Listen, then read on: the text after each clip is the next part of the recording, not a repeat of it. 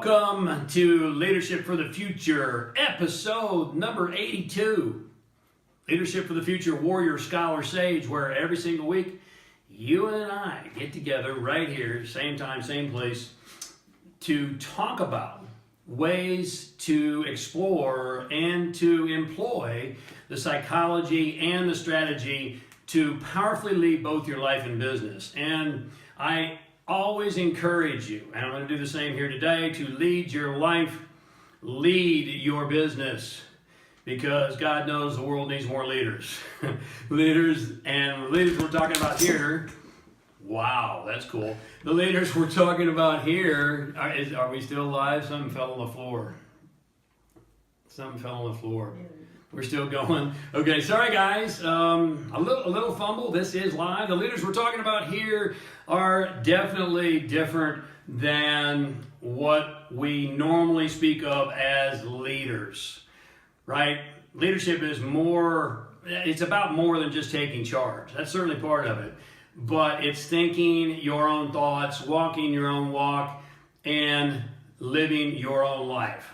So, we're going to get into, we've been exploring what I call the axioms of the leader mastermind over the last several episodes. If you missed the last episodes, you can catch them up on YouTube. We have them all chronicled there. Be really careful, Barry, as you're stepping over that. Boom,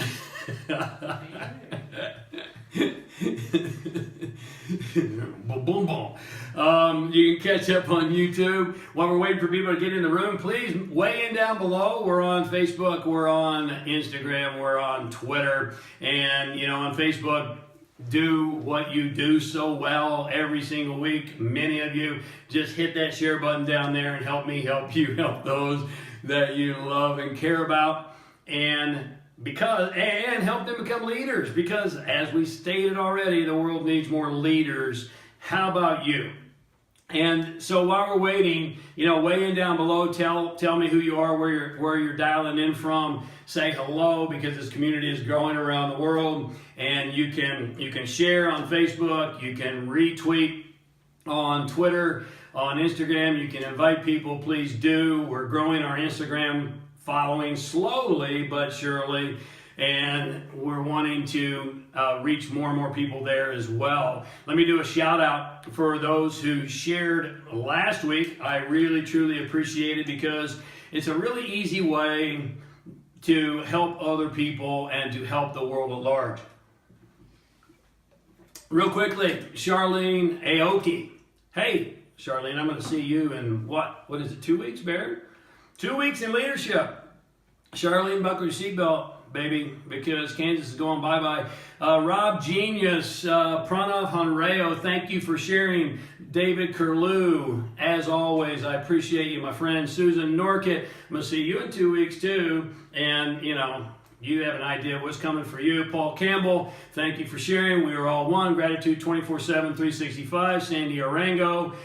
Kelton Jetter. Kelton, I think, if I'm not mistaken, I think you started following over on Instagram, and now you're over on Facebook, and you shared on Facebook. I really appreciate you jumping over and following in both places, and thank you for sharing. I think this is the first time I've seen your name on the list.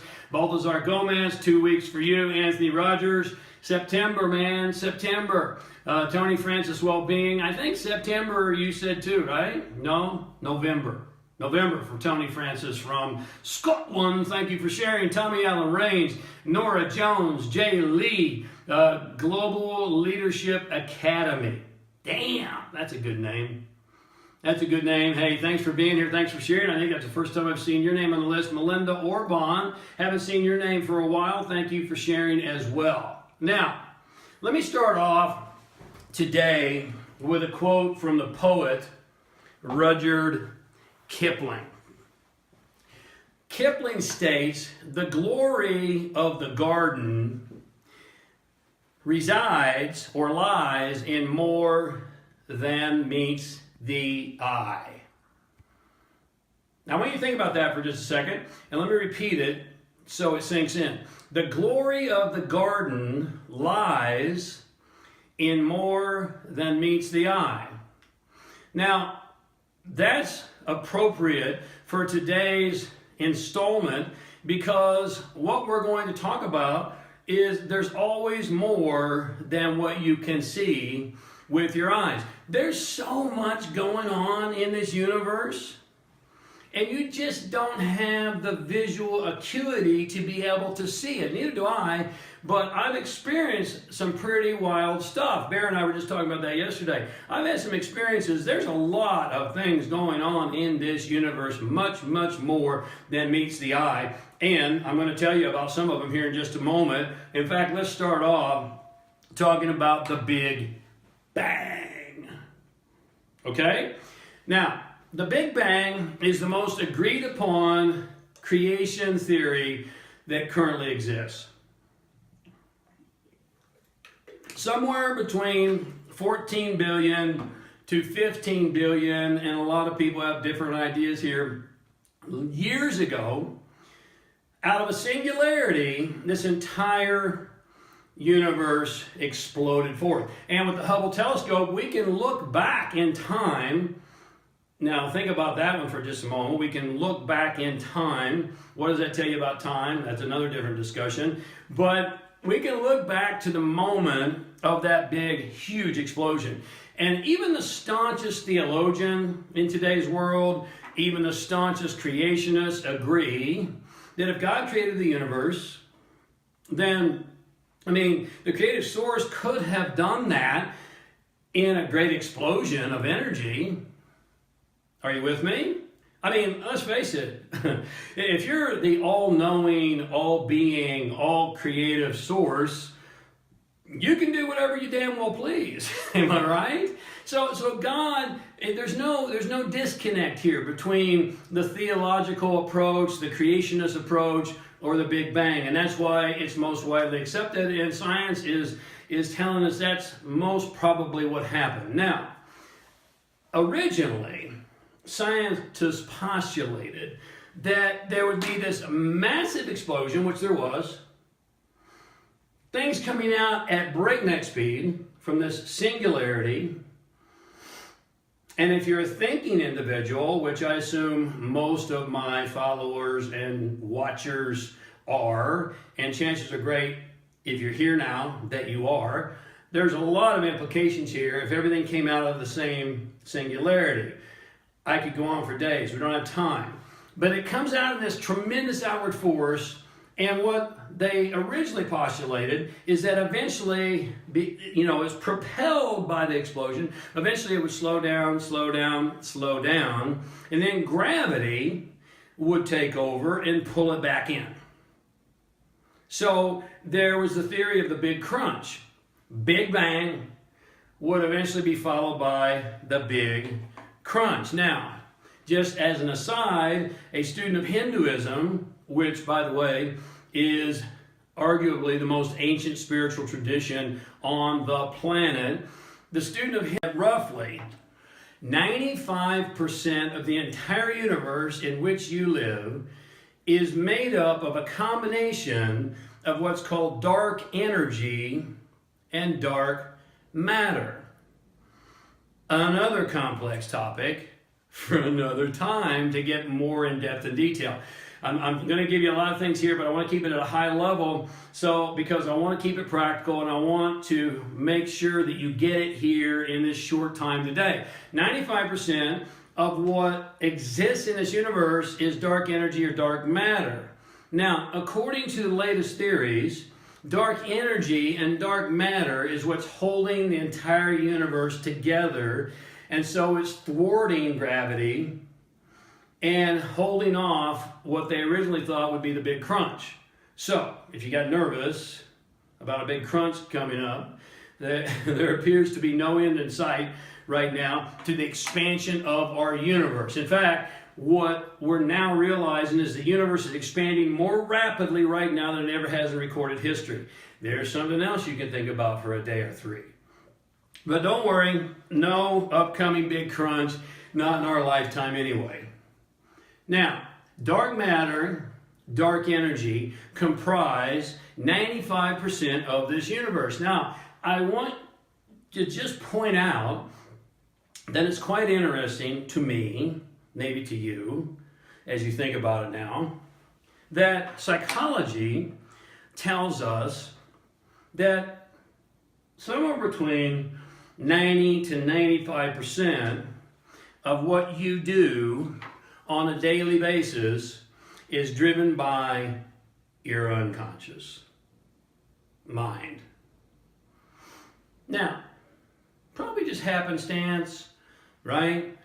There's 95% of what exists in this universe. You know, this is only like 5%. I'm only part of the 5%. You're only part of the 5%. 95% of what exists in this universe, you can't see, touch, taste, smell, or feel.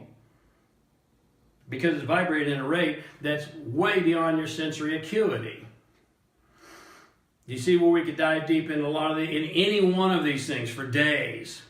If you'd like to, join me, and these are the kind of things we got to do live. We can't do this in a social media episode. But nonetheless, what appears to be empty space is not empty at all. This is science, not my idea.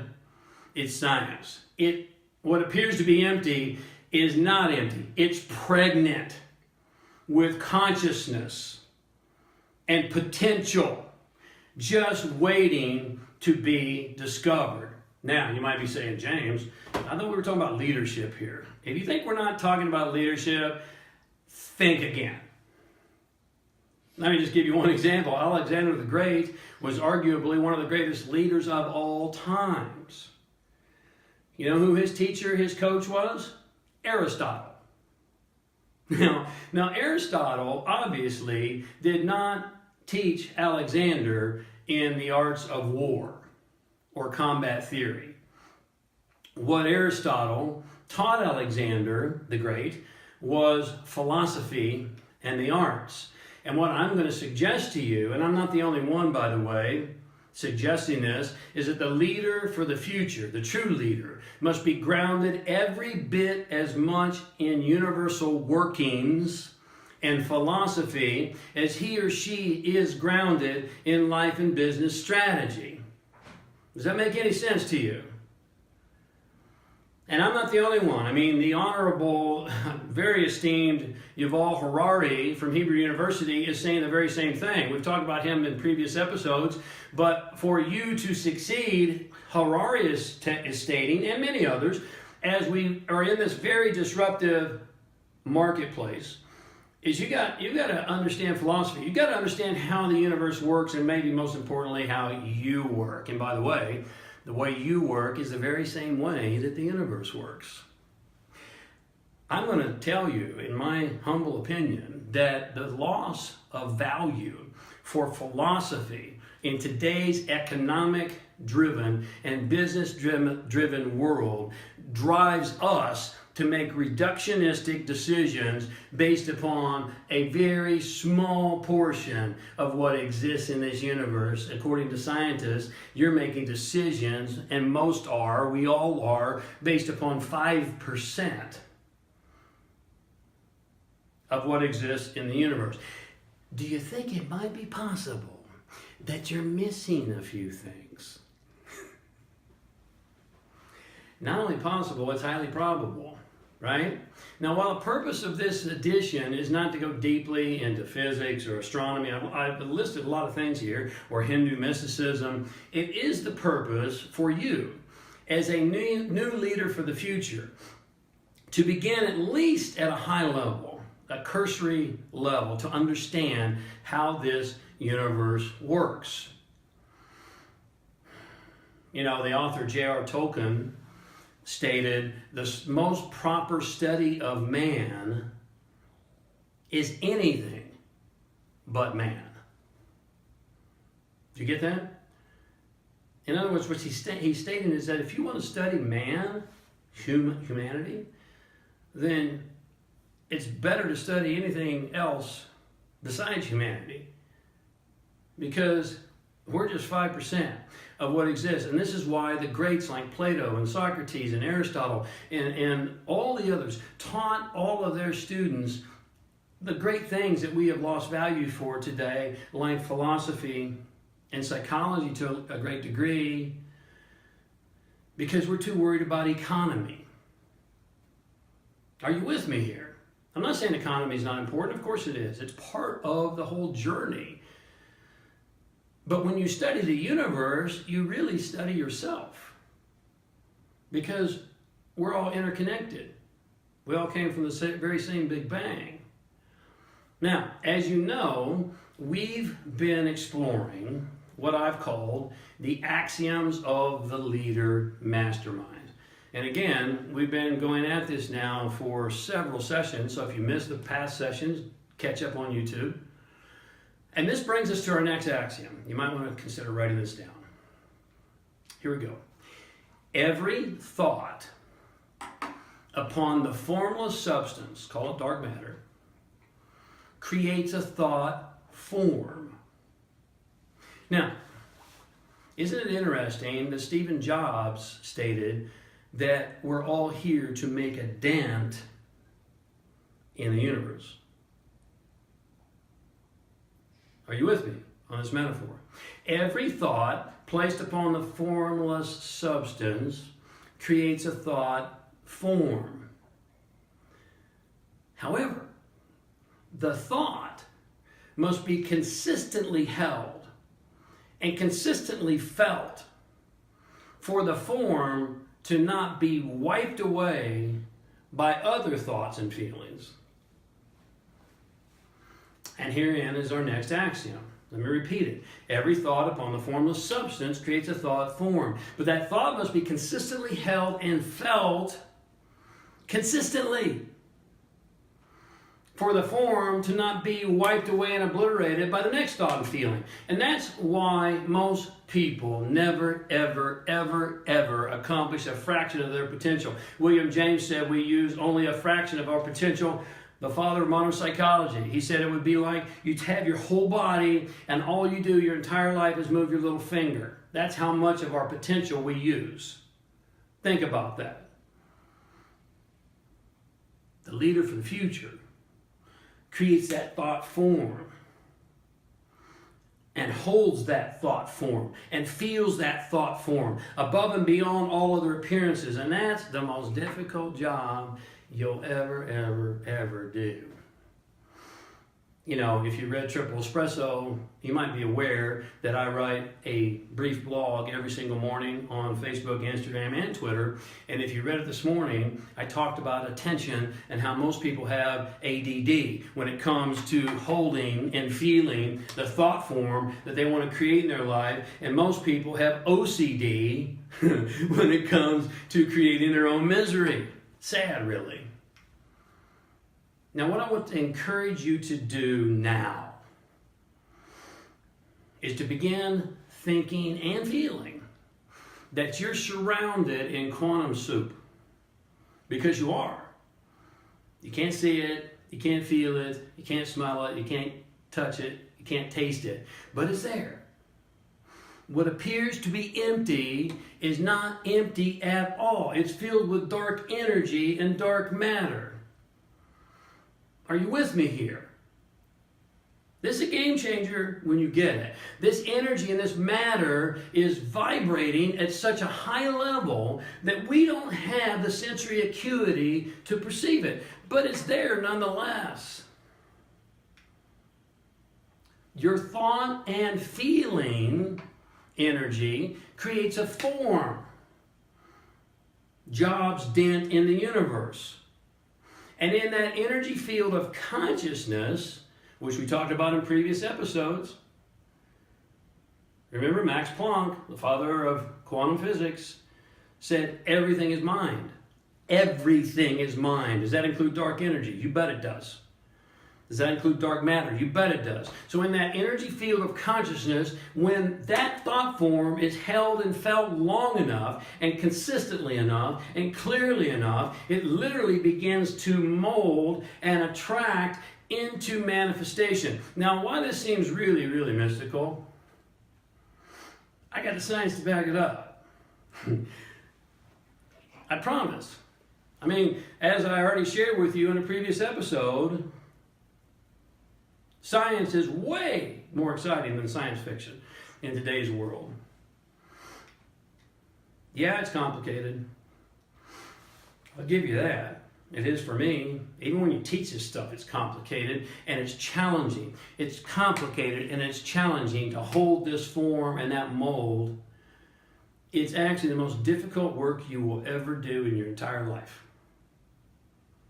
But when you wake up now and you remember who you really are, and you remember what you're really capable of, and you know what you're surrounded and immersed in, the entire world begins to open for you because you realize you are it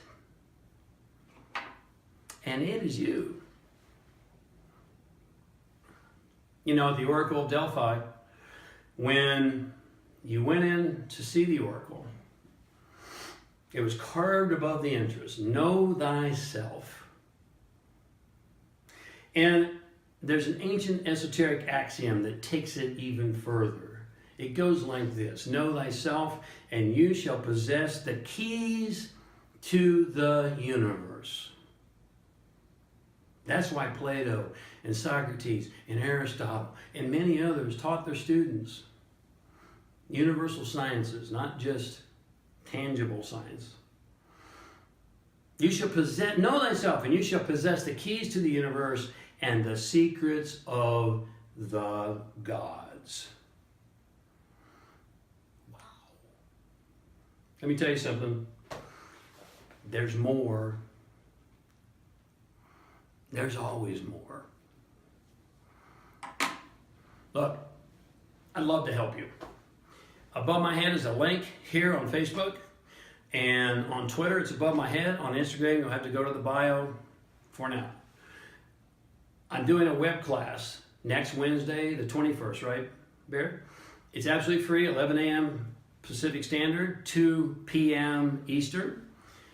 And you can sign up, it's absolutely free. What I'm going to be talking to you about are 3 common characteristics and principles that Bill Gates, Steve Jobs, Mark Zuckerberg, Leonardo da Vinci, John Coltrane, and all great masters and leaders have possessed. Would you like to know what they are? If I shared them with you, would you put them into your life? Well, it's free. I'm doing a web class next Wednesday, the 21st. You can sign up above my head here on Facebook and Twitter, and you can go to my bio on Instagram. I'd love to have you. In the meantime, I hope I've given you some things to think about, maybe blow your mind with, and more importantly, act upon. Until we speak again, thank you so much for being here. Hit that share button, get the word out, because people need to realize, you need to realize, the people you know need to realize and remember who you are and take your power back. Until we speak again, be a leader, live your purpose, and take your power back. Thanks so much.